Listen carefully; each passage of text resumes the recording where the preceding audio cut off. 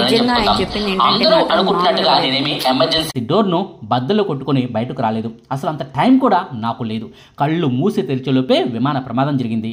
విమానంలో అసలు సమస్య ఏంటో నాకు తెలియదు. టెక్నికల్గా ఏమైందో కూడా నాకు తెలియదు. కానీ విమానం టేకాఫ్ అయిన 5 నుంచి 10 సెకండ్లలోపే విమానం ఒక్కసారిగా ఆగిపోయింది.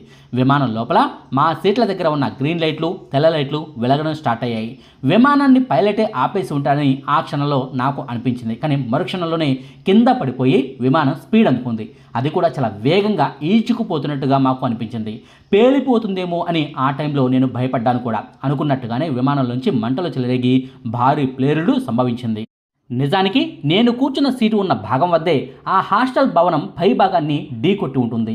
దానివల్ల నేను కూర్చున్న సీటు ఉన్న భాగం బాగా దెబ్బతిని దానివల్ల నా సీటు ఊడిపోయి విమానంలోని కింది భాగంలోకి నా సీటుతో సహా నేను కింద పడిపోయాను. అది జరిగిన మరుక్షణమే విమానం పై భాగంలో